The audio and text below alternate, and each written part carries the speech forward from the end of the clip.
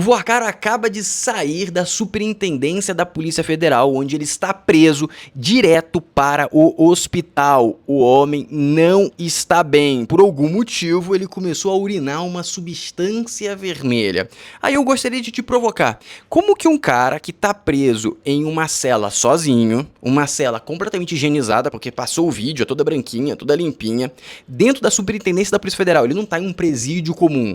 E, na teoria, ele só está tendo contato com os advogados dele, que são os advogados mais caros do país, eu não sei se eles ficam carregando doença por aí, eu suponho que não, e também com policiais federais, que também têm condição financeira boa. Por que eu tô relacionando a condição financeira? Porque normalmente esse tipo de doença está associada a um ambiente mais precário, sem saneamento básico, que não se enquadra no perfil do Vorcaro e nem no perfil das pessoas que estão em contato com o Vorcaro. Isso é um ponto muito relevante. Segundo ponto, o Vorcaro, antes de ir para a prisão, não me parecia um cara com problemas de saúde. Não é um cara extremamente velho. Não é um cara com histórico, como, por exemplo, o Bolsonaro, que tem o histórico da facada. E também é um cara que não tinha nenhum tipo de restrição a acesso à medicina e também acesso aos melhores recursos. Como que o cara que deve estar preso o quê? Uns 4 meses? Nem 4, deve ser uns 2 ou 3 meses. Como que um cara que está preso há 2 meses desenvolve tal situação tão rápido? Estranho. Não é só estranho, é extremamente estranho. E aí começa a surgir um burburinho na internet. Qual que é o burburinho? De envenenamento. Eu vou analisar essas possibilidades com vocês aqui nesse vídeo. Eu puxei alguns dados, tanto nas questões de quais doenças, de quais condições podem levar a esse sintoma, que é urinar essa substância vermelha, ou também a possibilidade, quais poderiam ser os mecanismos de envenenamento. Então presta bastante atenção, que esse é um ponto fundamental. E temos que entender um ponto muito relevante. O envenenamento não tem apenas a função de liquidar. É possível, mas não tem essa função. Tem uma segunda função que eu vou te mostrar, a segunda função do envenenamento. E outro ponto, dependendo da substância que foi utilizada, vai pegar no exame de sangue. Floriano, podemos confiar? Acho que não. Se você fez um bom esquema, você vai ter feito o esquema na rede toda, ou seja, você não vai vazar esse exame, você vai trocar a amostra na hora. Isso é especulação, não estou falando em afirmativa, estou fazendo uma análise de possibilidades e vou te mostrar detalhadamente nesse vídeo. E um ponto muito, mas muito relevante. Isso acontece no momento que a delação do Vorcaro está quase pronta, muito extensa, já foi entregue um esboço ao nosso querido Mendonça. O Mendonça já olhou e viu que vai destruir toda a República. Em paralelo a isso, o nosso STF está completamente abalado. Gilmar Mendes parece que saiu da casinha, o homem tá brabo, violento, tá diferente do Gilmar Mendes que a gente conheceu na última década, exatamente, na última década. Na última década, Gilmar Mendes sempre foi mais passivo, mais diplomático, mais político. Agora, saiu da casinha. Temos também o Lula indo pro buraco, indo completamente para o buraco nas eleições. Trump engatilhando uma resposta brutal ao atual regime, ou seja, a situação não tá boa. A situação não tá nem um pouco boa e o Vorcaro, pelo que parece, vai dar a marretada final. Mas temos que lembrar o seguinte, temos delação do Vorcaro, delação do Zettel, a gente tem o sicário, que foi de arrasta, a gente tem o chefe do sicário, que era um cara da Polícia Federal, que até agora não falou nada, temos também a filha, a amiga do filho do Lula, a gente tem o Careca, a gente tem o Camisote, a gente tem gente, tem o cara, o Carlo Ghosh também, cara, tem uma galera, o Carlo Ghosh é o cara eu falei errado, não é o Carlo Ghosh não, é outro cara lá que fazia a lavagem lá, é outro cara, eu esqueci o nome dele, eu acho que é alguma coisa Ghosh, não lembro, mas basicamente tem esse cara ainda, ou seja, a gente tem um mapa de delação, então é estranho isso acontecer apenas com o Vorcaro, e a gente vai analisar detalhadamente agora.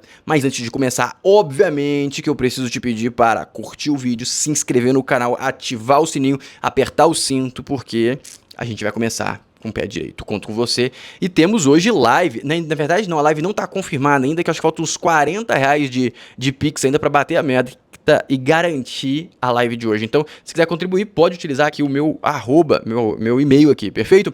Seguindo agora, presta bastante atenção no que está acontecendo com o Brasil neste exato momento. Presta atenção nessa análise do Pablo Marçal em relação às eleições desse ano, o que pode justificar o nível de tensão, talvez, que a gente está vendo na República. Ano passado, durante uma palestra, Marçal disse que Jair Bolsonaro tomaria um pau do Lula na eleição presidencial de 2026, se pudesse ser candidato. E agora Marçal diz que Flávio Bolsonaro é favorito contra Lula. E aí eu indaguei, como Jair Bolsonaro tomaria um pau, ou seja, perderia por muito, e Flávio Bolsonaro agora, na sua concepção, é o favorito para o pleito. E aí Marçal argumentou que Flávio tem uma imagem mais moderada que Jair Bolsonaro. E que também Flávio não foi preso e que o desgaste da prisão, segundo Marçal, afetaria a campanha de Bolsonaro, tendo em vista que, segundo o empresário, o brasileiro, só de a pessoa ter sido condenada e presa, já bota ali um nível de rejeição nessa figura política. Ou seja, ele acredita que Flávio Bolsonaro pode ser a figura que vai ganhar as eleições presidenciais esse ano. Ele acredita que Flávio Bolsonaro é o grande favorito para essas eleições presidenciais. Inclusive, depois dessa entrevista que Marçal me concedeu no Metrópolis, ele teve um encontro presencial com Flávio Bolsonaro. Ou seja, a força do Flávio tá crescendo muito, mas o Marçal não é um cara que dá pra confiar no que ele fala, tá? O Marçal fala o que ele acredita que vai beneficiá-lo. Essa é a grande realidade, tá? Se ele acredita que vai beneficiá-lo, ele vai falar. Se ele não acredita, ele não vai falar. E é isso, não tem um alto grau de confiança, mas é um cara que puxa a opinião pública. Ou seja, se ele fala que vai acontecer, isso aumenta a possibilidade de acontecer. Não faz acontecer, mas aumenta a possibilidade. Isso já é um ponto positivo. E a análise dele, na minha cabeça, está correta, na minha humilde opinião. Seguindo agora, presta atenção nessas falas do esquerdista. A explosão do bolso do eleitor ajuda a explicar o mau humor com o Lula, né? Mas vou tentar resumir aqui. O fato é que, apesar dos indicadores econômicos positivos, crescimento do PIB, aumento da renda, baixo desemprego, a popularidade do Lula permanece no vermelho, né? E o que eu argumento e mostro com os dados colecionados aí pelo Datafolha é que esse descompasso ele se explica pelo fato de que essas melhorias macroeconômicas elas não pagam dívida, e não aliviam o peso das dívidas das famílias, né? E além do Datafolha, também a Quest já tinha divulgado, a pesquisa do Datafolha veio à luz aí no final de semana, a Quest divulgou uma pesquisa também na semana passada. As duas mostram que o alto endividamento do eleitorado virou um componente da eleição, entrou na agenda eleitoral de 2026. Então, essas pesquisas estão indicando que a maioria dos brasileiros está endividada com uma parcela. Mas o Lula avisou isso, quem não lembra? E agora vai entrar o grosso. Ele avisou. Ele não avisou. Então, é isso. Agora está entrando o grosso, meus amigos. Está entrando o grosso e a população deve acordar. Porque tem duas formas de você aprender. Você pode aprender com os erros dos outros ou com o próprio erro. O problema da população é que ela erra a mesma coisa mais de uma vez até aprender. Mas acho que dessa vez vai aprender. Enquanto isso, tem essa especulação acontecendo na Bahia. E se isso acontecer na Bahia, realmente vai me surpreender absurdamente, tá? Se o PT ganhar de novo na Bahia, aí me perde a esperança desse estado, tá? ACM Neto vai perder o governo da Bahia de novo. Depois de fazer a campanha mais hypada de 2022 e perder o que muitos consideravam uma eleição ganha, a ACM Neto conseguiu se reposicionar muito bem.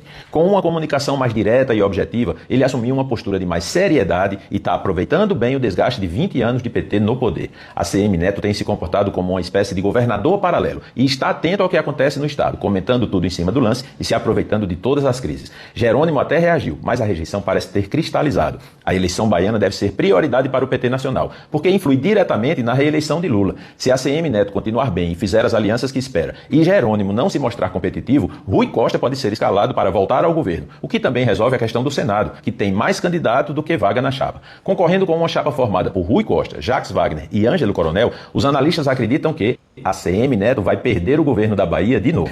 Eu não acho que vai perder não, tá? Eu não acho que vai perder, mas se perder, vai ser surpreendente, tá? Vai ser surpreendente e vai mostrar que a Bahia não tem jeito, é game over. Agora vamos dar uma olhada no internacional, tá? Vamos olhar no internacional, que o couro está apertando para o Trump, e isso é preocupante pra gente, porque na minha análise a gente vai precisar de uma proteção para ter uma eleição justa aqui no Brasil, e essa proteção vai vir dos Estados Unidos. Então se por acaso o Trump arregar ou perder espaço nos Estados Unidos, isso afeta diretamente o Brasil, presta atenção. Bom, o plano do Trump inicialmente era fazer a pressão pela via militar, né?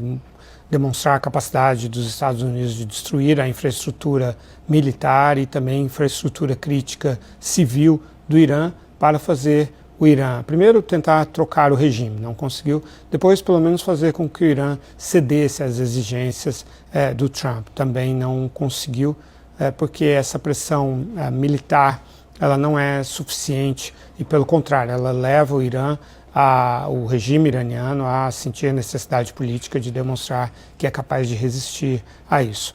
E agora o Trump então desistiu dessa conduta e adotou uma nova, que é a pressão econômica. Foi por isso que ele impôs o bloqueio ao Estreito de Hormuz e hoje, segundo a agência Reuters, citando fontes do setor marítimo, os Estados Unidos confiscaram 3 navios petroleiros iranianos nas costas asiáticas, costa da Índia, da Malásia, do Sri Lanka, né? E ele já vem fazendo isso, no total já são 4 na Ásia e 1 ali na saída do Estreito de Hormuz. Os Estados Unidos afirmam que obrigaram o retorno de 29 navios iranianos aos seus portos, mas a gente não tem detalhes nem uma prova disso. Mas, enfim, a tática agora é realmente cercar economicamente o Irã, impedir que ele consiga furar o bloqueio econômico que está sendo imposto a ele no Estreito de Hormuz e, ao mesmo tempo, não ter uma atuação tão ostensiva nessa prática no Estreito de Hormuz por causa das minas marítimas. Fontes da Marinha Americana dizem que querem evitar atuar muito ostensivamente lá por causa das minas que estão nas águas ali do Estreito. Ou seja, o Irã é totalmente cercado por grandes cordilheiras, o que torna muito complexo a invasão e também torna muito complexo qualquer tipo de transporte que não seja marítimo. Então vai ter que passar por países que não são mais aliados dele. Como que os insumos vão chegar ao Irã? Ponto negativo, vai fazer possivelmente a população apoiar o governo. Essa é uma das possíveis consequências. E a outra consequência óbvia, se durar muito tempo, é o regime literalmente cair por falta de insumos. E sem substância, ou seja, sem insumo, eles não conseguem fazer mais drone, eles não conseguem fazer mais mísseis. Então temos que aguardar o que vai acontecer, só que o custo pro Trump está sendo gigante. A reputação dele está sendo engolida. Eu já mostrei pesquisa para você, a aprovação dele está em 36%, mínima histórica. Se continuar assim, ele vai perder de forma brutal as eleições do meio de mandato. Presta atenção nisso aqui. A porta-voz da Casa Branca, Caroline Leavitt, afirmou na tarde desta quarta-feira que, embora o presidente Donald Trump mantenha flexibilidade nas negociações para estender o cessar-fogo, o bloqueio naval norte-americano continua firme no Estreito de Hormuz. Segundo a porta-voz, a estratégia do bloqueio está estrangulando a economia iraniana, com perdas estimadas em $500 milhões por dia. Leavitt alertou que não há um prazo definido para o fim da trégua e que a linha do tempo será determinada exclusivamente por Trump. A porta-voz também afirmou que o que os iranianos dizem na mídia é diferente do que eles propõem nas mesas de negociação. Para a Casa Branca, o Irã está em uma posição frágil. Leavitt disse que o governo espera uma resposta unificada dos iranianos. Meus amigos, estão apertando demais. Quem tá falando a verdade? Sendo sincero, não faço ideia. Eu acho que na realidade os dois estão mentindo, cada um puxando pro teu lado. E, enquanto isso, o petróleo está indo para a casa do chapéu. $102 o Brent, $93 o bruto. Deu uma segurada, ou seja, tudo esse passeio no parque que o Trump fez foi bom porque segurou. Tá abaixo dos $110 que foi o topo, ou seja, ganhou um pouco de tempo. Mas a inflação está gigantesca nos Estados Unidos e no mundo. O que vai acontecer a partir de agora? Não sei. Mas isso só reforça que o temperamento do Trump, dos americanos, a tolerância dos americanos já está por aqui, ó, tá no talo. Então o Lula ficar brigando com o Trump só vai fazer a corda talvez estourar pro lado dele de forma mais rápida. E obviamente que o Trump tá de forma inteligente segurando para não beneficiar eleitoralmente o Lula, porque ele sabe que essa é a grande estratégia. Mas presta atenção nesses comentários aqui, que já é uma análise do sentido da estratégia do Lula. Exatamente, a retaliação coloca em risco, mas todo esse episódio, né, que começa com essa estranhíssima e inaceitável expulsão de um delegado da Polícia Federal que tinha um visto, tinha entrado absolutamente regularmente, estava cumprindo o que é a sua função, que é tentar obter por meios legais a expatriação de alguém que é procurado pela Justiça Brasileira, condenado pela Justiça Brasileira, e aí a gente regrediu muitas casas, na relação que estava estabelecendo com os Estados Unidos. Parecia que o governo Trump tinha desistido de tratar o Brasil com a régua da ideologia e parar de pautar a sua relação com o governo Lula pela sua afinidade ideológica com o bolsonarismo. Mas esse episódio do Alexandre Ramagem voltou a inserir esse ingrediente no contexto da relação dos dois países. A expulsão do delegado só se explica sob a lupa da ideologia e do alinhamento político das forças do MAGA, né, do trumpismo, com o bolsonarismo. Então, não sei se o Brasil deveria ter aplicado a reciprocidade logo de cara. Tenho dúvidas quanto à eficácia dessa medida e o que ela pode representar em termos de tensionamento dessas relações.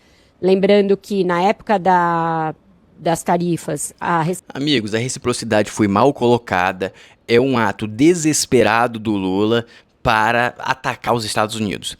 Tanto que o diretor da Polícia Federal fez por ordem do Lula e ele deu uma entrevista na Globo que eu mostrei ontem na live. Ele tava meio sem graça, ele tava tentando pisar em ovos, assim, pra não entrar em um conflito diretamente com os americanos. Falou que ele fez isso com pesar, que ele não gostaria de fazer e tudo mais. Ele fez um meio campo ali diplomático, ele fez certo. E agora vem o Lula nisso aqui e toca pros caramba, olha só. Muito obrigado, ministro. Andrei, parabéns pela sua posição com relação ao delegado americano, colocando a reciprocidade, ou seja, o que eles fizeram conosco, a gente vai fazer com eles, esperando que eles estejam dispostos a voltar a conversar e as coisas voltar à normalidade. Parabéns. Obrigado, presidente. Eu quero ver até onde o Lula está disposto a esticar essa corda. Essa é uma pergunta boa. Até onde ele vai esticar essa corda? Porque me parece que a situação tá ficando complicada. Enquanto ele bate de uma forma, o Trump arma uma arapuca de outra, olha só. O que os gringos estão falando do STF? Olha que interessante, olha só. Estado narcotraficante. Desde que ingressou no Supremo Tribunal Brasileiro, o Gilmar Mendes concedeu aproximadamente 620 habeas corpus. Eu já expliquei isso aqui na live, ou seja, isso aqui já é um jornal internacional de Santiago. Está escalando essa narrativa. Isso não é brincadeira. Isso é estratégia do Trump para poder dar um golpe em cima do Brasil, em cima do STF, fazer qualquer coisa com muito respaldo internacional. A construção está sendo feita. Enquanto o Lula bate, ele vai construindo e pavimentando para não dar nada para cima do... não dar poder político para o Lula em uma postura de retaliação. Então eu acho que o Lula tá tirando no pé e a consequência pode ser prisão, tá? Pode ser prisão. Enquanto isso, o Alessandro Vieira, vulgo perseguido pelo STF, está dando uma entrevista, não calaram o homem e olha o que ele fala. O crime organizado é toda atividade estruturada, com hierarquia, que tem objetivo econômico ilícito. E aí ele conecta com as facções por um lado, porque as facções atuam na parte da dominação violenta de território e no comércio de produtos ilegais, como é o caso de armas e drogas, mas ao mesmo tempo ele faz a outra ponta, que é conectar com o pessoal que trabalha no mercado financeiro lavando dinheiro e no mercado, vamos chamar assim, judicial, vendendo apoio, entram na política pelo financiamento ilegal de campanha. E eles começam a entender cada vez mais que é muito melhor para ele migrar para ramos mais seguros. E o fraudes online, por exemplo, rende muito mais dinheiro do que droga, muito mais. Você fraudar uma licitação na saúde numa prefeitura de tamanho médio vai lhe render muito mais que o tráfico. E o custo disso, a chance de preso, baixa. De morrer num confronto com a polícia, zero. Então os caras vão migrando nisso e está tudo muito conectado. O crime organizado é toda atividade. Ou seja, o crime organizado está tomando posse do país, literalmente. Eles estão entrando na questão política, isso não vai ter volta. Enquanto o crime organizado faz isso, olha a preocupação que o Brasil tem. Declaração de Bolsonaro sobre indígena podem motivar novas investigações. Cacique Rony, Bolsonaro é mentiroso, é doido. Aí o Bolsonaro respondeu. Bolsonaro diz pra Cacique, usa tampa de Nescau no beiço e o doido sou eu. Um forte abraço! Amiga, essa foi muito boa, pode parar. Essa foi muito boa, não é possível. E aí ele tá sendo processado, investigado, porque ele falou que o homem usa uma tampa de Nescau. Imagina, é difamação porque não era uma tampa de Nescau. meus amigos. Ai, meu Deus do céu, é muita piada no país, é muita piada, é uma palhaçada isso. Mas vamos seguir, vamos seguir. Olha a observação extremamente coerente do Merval. Presta atenção no que ele vai falar. Tem um diálogo do Vorcaro, que é também muito interessante, que na época ninguém deu muita importância, quando ele disse para a namorada que recebeu o Alexandre de Moraes em casa. Isso. E aí ela perguntou, e ele gostou do apartamento, meu bem? É. Agora, que pergunta é essa? Ele gostou do apartamento? Isso não... Precisa investigar, porque o que o Alexandre de Moraes tinha que gostar do apartamento? E era em Campo de Jordão, onde o ministro tem apartamento também, né? Mas olha, tem O que quer dizer isso, meus amigos? Vamos lá. Ninguém tava dando atenção, nem eu dei, nem ninguém deu atenção a essa frase, porque ok, gostou do apartamento, talvez ele tinha mobiliado novo, ou ele tinha feito alguma coisa no apartamento. Só que depois que saiu que o Vorcaro estava levando o presidente do BRB para visitar imóveis em Brasília e iria pagar 140 milhões em imóveis ao presidente do BRB, você entendeu a associação do Nerval? Você entendeu a associação do Nerval? É essa bola que o Nerval jogou pra cima. Ninguém falou mais nada. Ninguém falou mais nada. Enquanto isso, a BRB anuncia acordo para a venda de 15 bilhões em ativos ligados ao Banco Master. E o rombo aumentou. Ex-presidente do BRB, Paulo Henrique Costa, troca de advogados para fechar delação no caso Master. O homem vai fazer delação. Se for envenenamento, meus amigos, vai ter que envenenar muita gente. Espero que tenham comprado em lote, porque se comprou em dose pequena, vai gastar muito dinheiro. Essa é a realidade. E cada vez vai se aprofundando o buraco do Banco Master.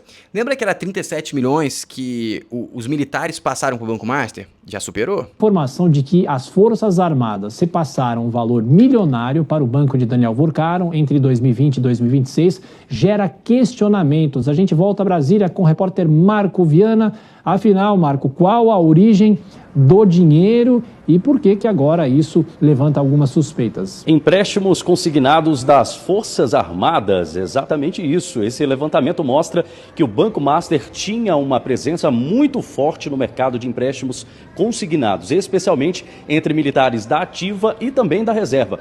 Entre 2020 e 2026, no prazo de 6 anos, as Forças Armadas repassaram cerca de 137 milhões de reais ao Banco Master por meio desses contratos. É importante explicar que esse dinheiro não saiu diretamente dos cofres públicos. Na verdade, são parcelas de empréstimos feitos pelos próprios militares. O desconto era feito diretamente no contra-cheque e depois o valor era transferido, era passado ao Banco Master. Ou seja, o papel das Forças Armadas era de intermediar esse desconto diretamente em folha. E isso por si só... Isso não é legal. Isso não tem nada demais. Floriano, então por que está mostrando? Porque provavelmente isso é o início de uma meada que vai chegar algo ilegal, vai chegar algo estranho. Como assim, Floriano? Por quê? Porque tudo que o Master está envolvendo o órgão público é ilegal, não é possível que essa seja a parte limpa. Não é possível, entendeu? Eu acho que vai chegar alguma parte. Enquanto isso, o BRB, o rombo já está em 20 bilhões. Começou com 12, agora já está em 20. Venderam 15 bilhões, vai dar uma segurada, mas o buraco do BRB é gigantesco, tá? É gigantesco. Entre julho de 2024 e outubro de 2025, o BRB adquiriu carteiras de crédito do Banco Master e Will, que totalizaram 26 bilhões de reais, ou seja, rasgaram 26 bilhões, porque a maior parte dessas carteiras, para não dizer tudo, era tudo fraudado. Tudo fraudado, lá pela Tirreno e tudo mais. É, meus amigos, realmente, só o que resta pra gente é isso aqui, ó. Faz o L. É ou não é? Seguindo agora, o Vorcaro parece que tem dinheiro infinito. O homem tá falando que vai pagar e vai devolver o dinheiro todo. Eu acho que é fake news. Como assim, Floriano? É fake news. Como que ele vai devolver 50 bilhões? Onde ele vai tirar esse dinheiro? Onde tá esse dinheiro? Mas por que ele não pegou? Por que ele não vai ter? Porque você gasta no operacional. Ele gastou 200 milhões de dólares lá com a brincadeirinha com a Peleleca. Beleza, ele dolarizou, o dólar caiu, então ele perdeu mais dinheiro ainda. O que poderia ter acontecido? Olha só, pega essa visão aqui, que talvez isso poderia revolucionar tudo. Vamos supor que o Vorcaro pegou os 80 bilhões lá, 60 bilhões. E aí ele joga para dólar a R$3. Aí o dólar bate 5. Pô, ele ganhou 40%. Ele consegue devolver o dinheiro pro Brasil e ainda vai sobrar uma grana lá fora, entendeu? Isso seria uma possibilidade. Só que não, o dólar caiu. Se o dólar caiu, como que ele ganhou dinheiro? Só se ele jogou pra lá pra fora e investiu em algo absurdo que explodiu, colocou tudo, sei lá, em Nvidia agora caiu, alguma ação que bombou. Só que não faz sentido, colocou em Bitcoin. Não faz sentido que o Bitcoin caiu também. Entendeu? Não tem como esse cara ter esse dinheiro. A grande realidade é essa, ele não tem como ter esse dinheiro. Se ele jogou pra dólar o dinheiro todo, agora na volta já volta menor. Aí se ele deixou no Brasil, ele pagou tudo e já tem menos dinheiro. Não tem como, entendeu? Mas vamos escutar. A ideia do Vorcaro, né, segundo eu conversei com as pessoas que estão trabalhando nesse processo da delação, é devolver tudo. Então, só para o FGC, que é o Fundo Garantidor de Crédito, né, que é uma espécie de seguro feito pelos bancos, para caso aconteça algum problema com um deles, né, e aí você não tem uma quebra no sistema financeiro, são 50 bilhões de reais, é um valor histórico que foi usado do FGC para cobrir, né, esses compromissos que o Master não honrou com os seus clientes, com os seus investidores.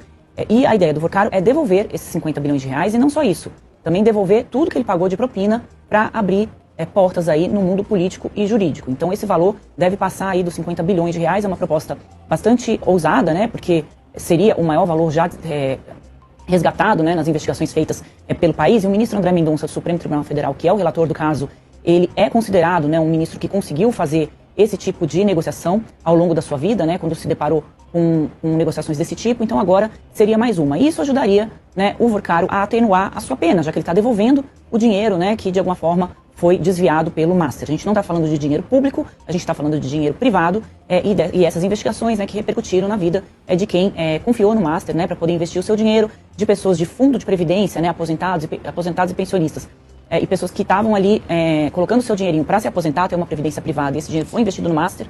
Isso era algo que o Vorcaro falava sempre para os seus interlocutores. Eu acho que isso é só papinho, tá? Ele não vai conseguir pagar. O golpe dele é oferecer isso e depois anular pelo STF. Só pode ser esse golpe. Não tem como, cara. Lembra aquela multa de 10 bilhões que foi anulada? Pode ser alguma coisa nessa linha. Só que a grande realidade, como que ele vai pagar isso? De onde veio esse dinheiro? Não tem como, entendeu? Não tem como. Tu pegar e fazer um trâmite todo, pagar todo mundo da cadeia e ainda ter o dinheiro total pra pagar? Não tem como, entendeu? Por isso que ele fazia questão de devolver esse dinheiro, e é claro, isso não quer dizer que ele é bonzinho, quer dizer que ele quer fazer uma negociação muito boa para não ficar a vida toda ali na prisão, pelo menos em regime fechado, Neila. O que eu tenho ouvido da delação é um pouco contrastante com o que você está comentando aqui.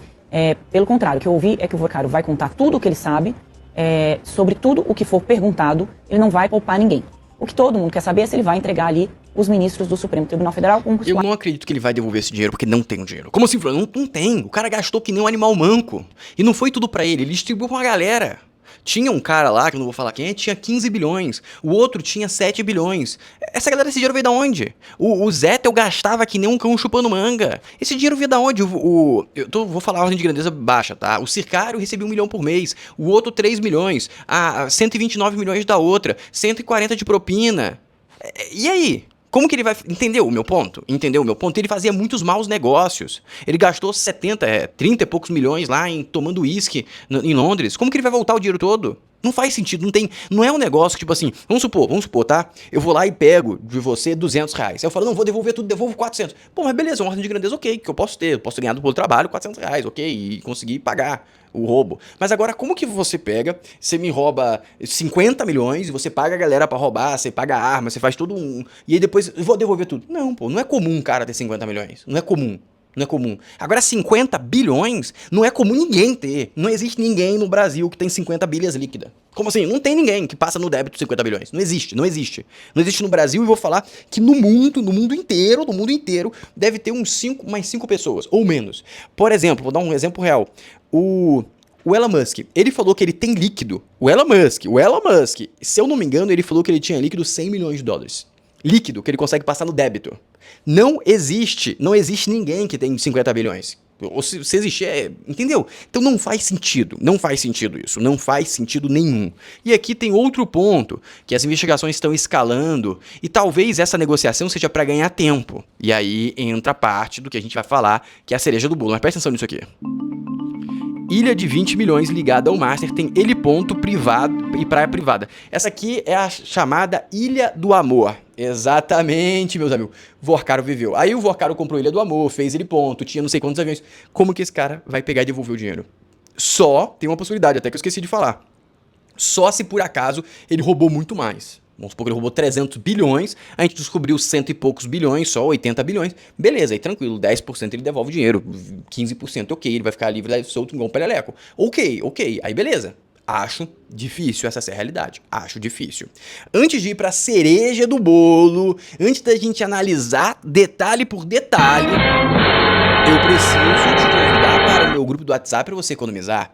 Temos hoje bocão 4 bocas por R$800, mas é aquele elite, tá? Com tampão de vidro, com forno, com tudo, tá? Por apenas R$800, de 1.600 por 800. Também tivemos aqui, ó, para você lavar a casa, ó, aparelho para você lavar a louça, lavar o chão, lavar tudo, por apenas R$54, de 130 por R$54 elétrico. É 9 em 1. Você percebe que vem várias outras superfícies aqui. Tudo isso dentro do grupo do WhatsApp. O link tá na descrição, fixado no primeiro comentário e também aqui no QR Code. E se você quer pedir um item específico, computador, televisão, ar-condicionado, qualquer coisa, tem um número aqui na descrição que você pode mandar um pedido, eu quero tal item. E aí a gente busca pra você e te entrega a melhor oportunidade, perfeito?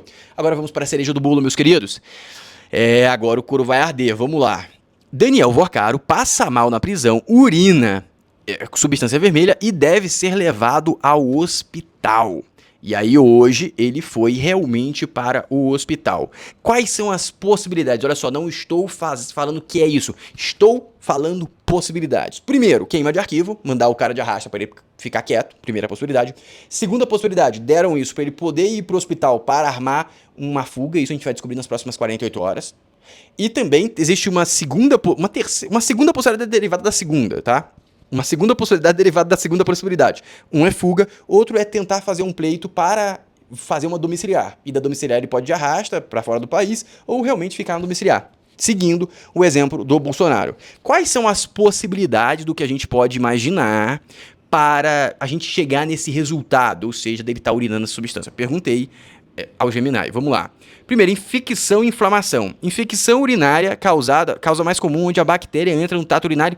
Difícil isso aqui acontecer, né? Isso aqui normalmente é DST que transmite, tá? Até onde eu sei. Inflamação na próstata, o cara tem 40 anos, não faz sentido também. Infecção nos rins, acho muito difícil ele não ter entrado com esse histórico, acho difícil também. Cálculos e obstruções, pedra nos rins ou bexiga. Será? Próstata aumentada? Não sei. Porque o cara é jovem, entendeu? Isso aqui normalmente são doenças de pessoas mais velhas. Lesões, trauma de esforço físico. Não tá nem fazendo esforço físico. Exercício extremo. Acho difícil também tá fazendo. Condições médicas e medicamentos. Doenças renais, inflamação nos filtros do rim. Medicamentos, se tiver médico aí, me falem. Câncer. Acho tudo muito pouco provável, tá? Acho pouco provável. Pode ser, mas é um tanto que pouco provável. Eu também perguntei quais seriam se você fosse a questão de envenenamento. Eu perguntei pro GPT também. Aí ele falou que poderia ser aquele negócio de remédio de rato, que é anticoagulante, que poderia causar isso, entre outras substâncias, metal pesado. Meus amigos, é estranho o que aconteceu, é muito estranho. Eu acho que a gente vai descobrir a verdade em muito pouco tempo, porque se for pra ele sair pra domiciliar, a gente vai descobrir nas próximas 48 horas, se for pra fuga, a gente vai descobrir nas próximas 48 horas, e se for envenenamento, provavelmente vai sair algum exame de sangue, só que essa parte não é totalmente confirmada. Por quê? Se você vai fazer um esquema desse nível de Somebody Love, você vai pensar na cadeia toda, beleza, eu coloco o veneno aqui, aí ele vai de arrasta, aí foi de arrasta, ele vai fazer exame de sangue, eu já tenho cooptado. Tá? Mas aí se falhou, aí pode mudar tudo, porque ele deveria ter ido de arrasta, ele não foi de arrasta, ele ficou no meio do caminho, deu ali não sei o que, mas não foi de arrasta. Aí agora pode ter estragado a cadeia, entendeu? Porque a cadeia tinha que fazer autópsia, então você pegou e coagiu, cooptou o cara do ML, não um hospital comum, entendeu? Meus amigos, vamos descobrir nas próximas horas, eu vou trazer informação pra vocês aqui. Se você quiser entrar no grupo do WhatsApp, você pode usar o QR Code, link na descrição e fixado no primeiro comentário também. E até daqui a pouco, que teremos o nosso segundo vídeo. E também, meu amigo, lembra que a gente provavelmente vai ter live, conto com a sua colaboração, falta pouquinho, R$40. Se não bater, eu faço por minha conta aqui, porque é isso aí. Um abraço e até a próxima.